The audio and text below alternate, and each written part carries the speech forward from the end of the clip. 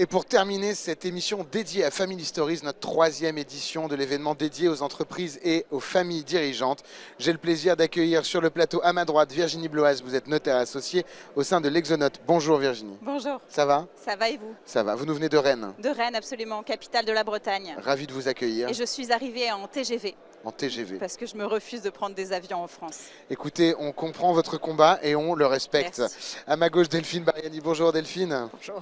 Vous êtes avocate associée au sein de Berilo. Tout à fait. Berilo en deux mots? Berilo, cabinet créé il y a 5 ans par un groupe d'avocats entrepreneurs dédié à la transaction, aux opérations de haut de bilan et très spécialisé en matière d'entreprise familiale.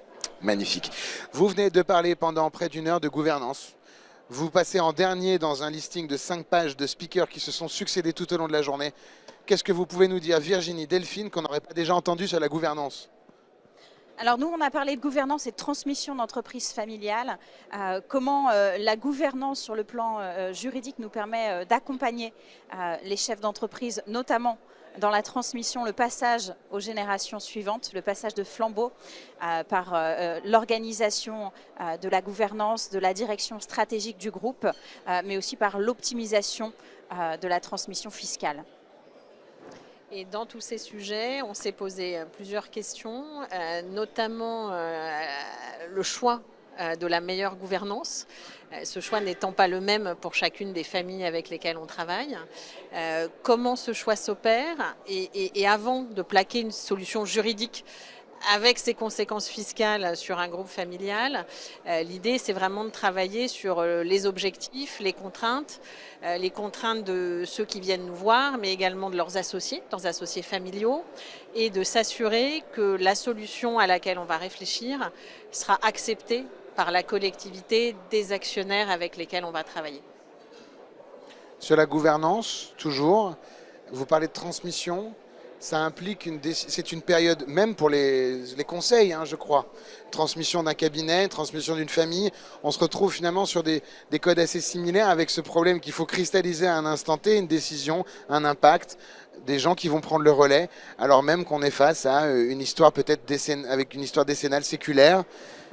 Quel est le truc à ne pas faire dans le cadre d'une succession côté gouvernance, justement ? Alors, côté gouvernance ou de façon générale, ce qu'il faut éviter, c'est d'aborder la transmission du seul point de vue fiscal. En France, on a une fiscalité qui oblige à se poser la question de la transmission, mais on trouvera toujours des solutions pour financer une transmission, on trouvera toujours des financiers.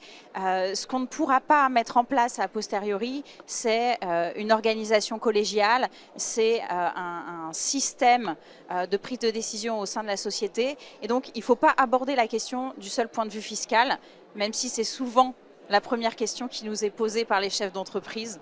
Je ne sais pas quelle est ton expérience, Delphine. Business and project first. Voilà. Le projet d'entreprise et sa poursuite et son évolution, le cas échéant, parce que le projet d'une génération n'est pas nécessairement le projet de la génération qui suit. Donc le projet d'entreprise est évidemment l'essentiel.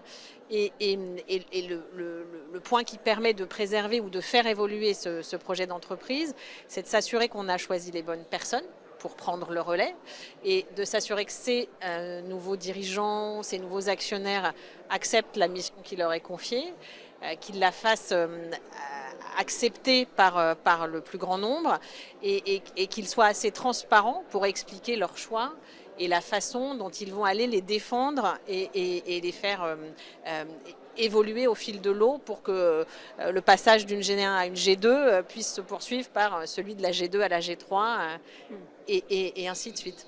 Surtout si le choix se fait au détriment d'un des enfants, parce que finalement transmettre à tous, c'est ne pas choisir, mais quand on décide d'avantager un enfant par rapport à un autre, c'est là qu'on voit l'importance de la communication, et c'était aussi le thème de notre intervention, comment la communication peut désamorcer des conflits.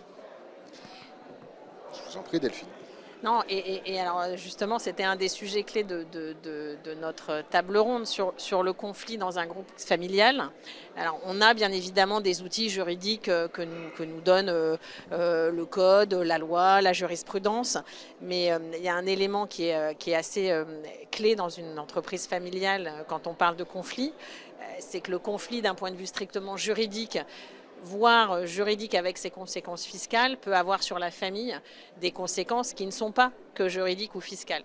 Un conflit dans une entreprise familiale, c'est malheureusement révéler ou réveiller des sujets qui vont au-delà du simple aspect de gouvernance.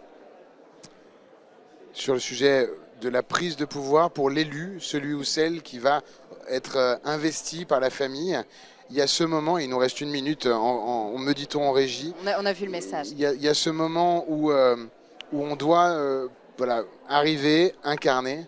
C'est extrêmement, j'imagine, exigeant, le poids des responsabilités. Qu'est-ce qui se passe dans la tête de cette new gen qui arrive au moment où on lui dit bon, ce sera toi, et il y a effectivement l'anticipation d'avoir fait quelques rôles dans l'entreprise avant, mais de devenir vraiment et de l'incarner, c'est encore autre chose. Je pense qu'il y a une question de responsabilité qui est très forte. On parlait tout à l'heure de la chance qu'on a d'avoir été choisi, d'être l'élu, mais cette chance s'accompagne de beaucoup d'angoisse et de devoirs. Ça n'est pas juste le droit de devenir le nouveau chef d'entreprise. Et peut-être qu'à cette occasion, c'est le moment de savoir s'entourer des bonnes personnes. Le chef d'entreprise ne doit pas rester seul. Il a souvent un conseil d'administration, un conseil de surveillance, un comité stratégique. Le choix des administrateurs indépendants peut être aussi un élément très important dans un groupe familial qui apprend au fil de l'eau à structurer sa gouvernance. Le mot de la fin, Virginie, sur ce sujet de moi, gouvernance. celui qui accepte ce passage de flambeau, je le félicite, parce que je ne suis pas certaine que ce soit une chance. Je trouve que c'est une très grosse responsabilité. Ça oblige de reprendre une entreprise familiale, ça oblige à maintenir une activité si elle était pérenne, et finalement si on échoue, on aura voilà, tout le poids familial d'avoir conduit finalement à sa perte une entreprise qui avait peut-être été créée des générations auparavant. Donc je félicite moi ceux qui acceptent cette mission. Quelle fantastique conclusion, chère Virginie Bloaz. Vous êtes, je vous remercie d'abord infiniment d'avoir bien voulu partager ce moment en plateau avec nous. Nous avons terminé sur ce sujet si spécifique de la gouvernance, si important. Merci infiniment. Merci à vous, chers téléspectateurs, de nous avoir suivis sur cette émission pour cette 3e édition de Family Stories.